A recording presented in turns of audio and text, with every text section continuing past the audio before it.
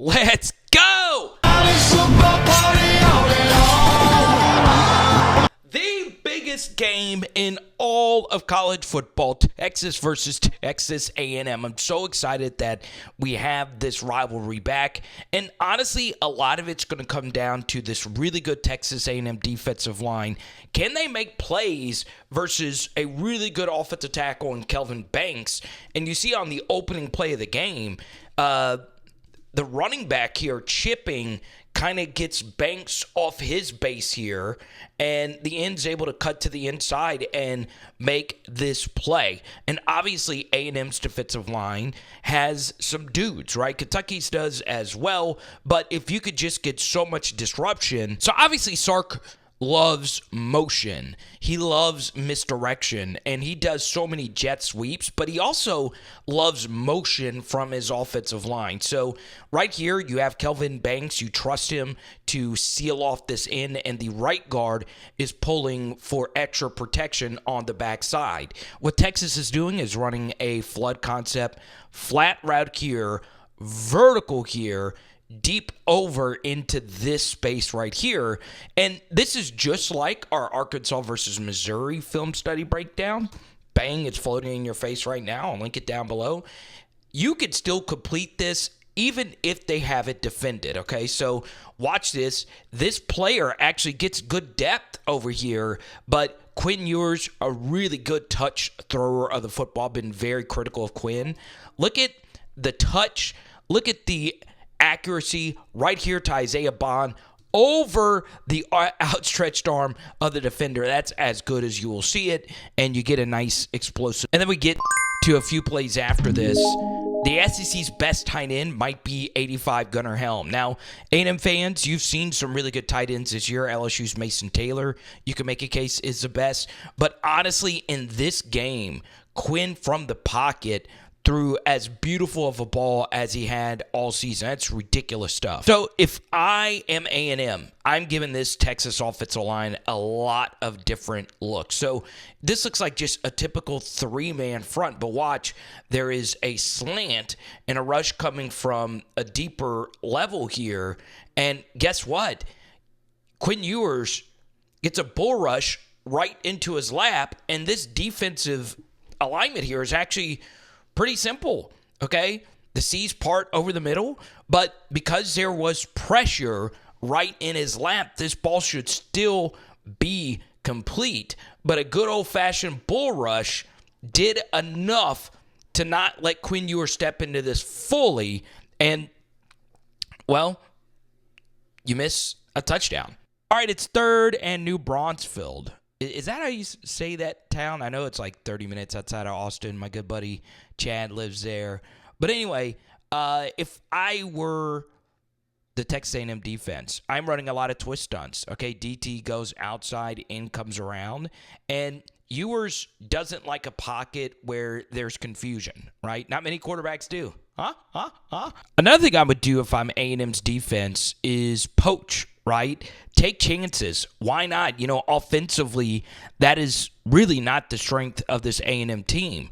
You know, Texas has a tendency to turn the football over, and if there is a strength for A&M's offense, they only have 11 turnovers on the season. Now, the A&M defense only has 15 takeaways, but you'll see right here, he's running it out. Gunnar Helm is running a go. He decides to take a calculated decision that Ewers is not going to throw the go to the tight end, and he's going to throw the out here, and you're able to just come over and pick this football off. Take chances. Why not? This is obviously not the same thing, but this is a go and a comeback route. A&M's DBs are smart football players, right? Elko really coaches them up.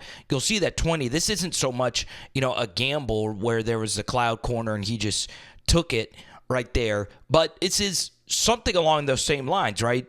Ewers and Nuss are very similar. They're pocket quarterbacks who don't really like to run. Obviously, Ewers can run some, especially in big games, but 20 right here is able to pick this off. He said he was shocked that Nuss even threw that ball.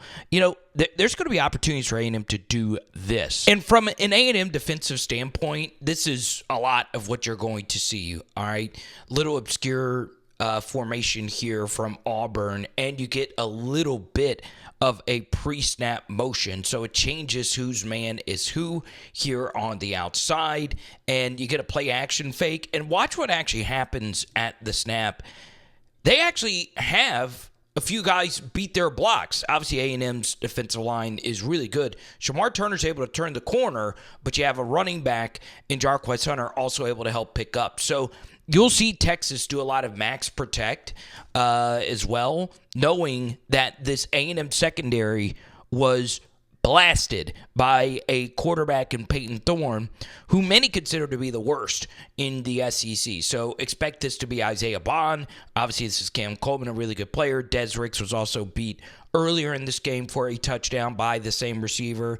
So you'll see a lot of that. And then we get to hear, once again, A&M's defensive line, they're beating blocks, all right? And this is Auburn's offensive line. Texas's offensive line is way better than Auburn's.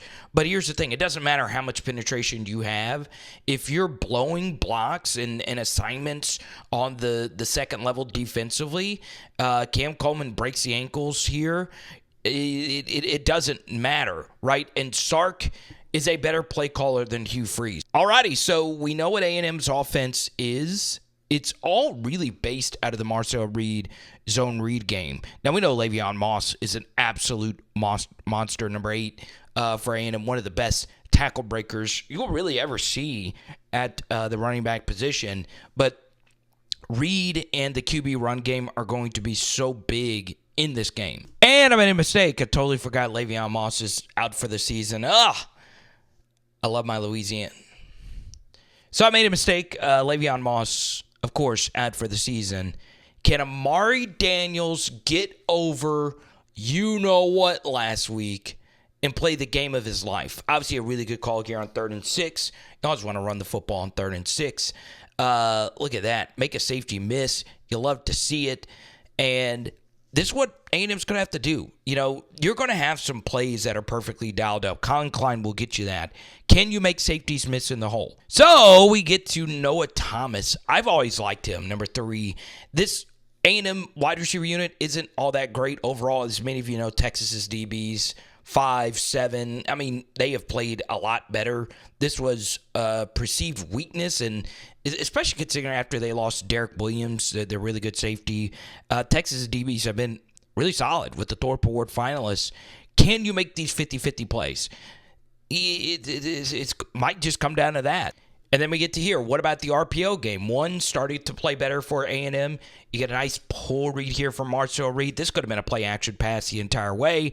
And with some pressure in his face, he's able to fit this ball in. Safety takes the worst angle you ever see. Go turn your single-digit jersey number in.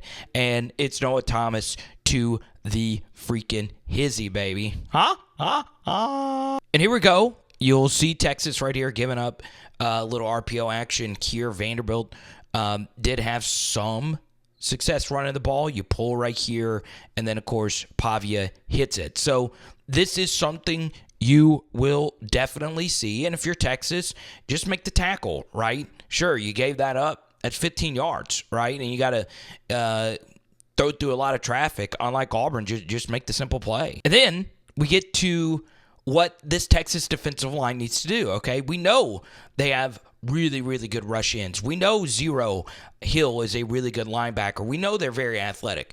But can you retrace your steps as a pass rush, right? You don't want to lose your pass rush lane integrity. You want to be able to keep contained, and you want to be able to make Marcel Reed beat you through the air. And one thing that's interesting about the Longhorns, defensively, they have faced quite a few runners at quarterback, right? And by runners, you know, Pavia isn't even a top 5 fastest quarterback that Texas has played. They've had some issues bringing down QBs in the red zone. So you'll see a lot of this from Marcel Reed. Obviously, Texas just played Taylon Green, and he refused to run. He had some rush lanes, and he just never took them for some reason. So can you make these types of tackles? Because Reed is going to want to run a lot, and obviously you don't want to push guys into the end zone like Pavia was able to score here. Man, I am so torn on this game because I know College Station is allowed. And I know Nick Scorton and this front for A&M is really good as he beats future NFLer Emory Jones off the right side. Garrett Nussmeier, before this Florida game a few weeks ago, didn't take many sacks, and this was one of the few on the season. Man, that home field advantage is crazy. 5.5-point spread, Texas. Man, that's I'm so torn on this. I'm actually going to lean towards the Aggies, and one reason is they're more battle-tested. I just think that they have played better teams up to this point. Now, of course, Texas has played Georgia, but they were blown the frick out. And I am sick and tired of seeing all these college football playoff shows where I see that the best win for the Texas Longhorns this season is Vanderbilt. Is that where we are? Now, once again, there's nothing they could do about Michigan not being good this season, but you know, I just think the Aggies, I just think that home field crowd's going to be insane. And you take a look at the teams that they played. Texas A&M has played Notre Dame. Texas A&M has gone on the swamp and beat them. Texas A&M has beaten Missouri. Texas A&M has played Garrett Nussmeier and LSU. They've been up and down. A&M went on the road to South Carolina, and they got beat, but that loss doesn't look to be as bad as it is now. And, of course, A&M this past weekend played Auburn and went down. Now, will I say that Texas's peak is higher than A&M's? Yes, I do think Texas is the overall better team. Let's do it. Texas A&M gets beat by Texas on the last second in an all-time great game. Final score, Longhorns 21, A&M 20. Okay? Let's do it. Let's go. It is Power Hour SEC. Boom. Tonight, we are doing steak. Let's go.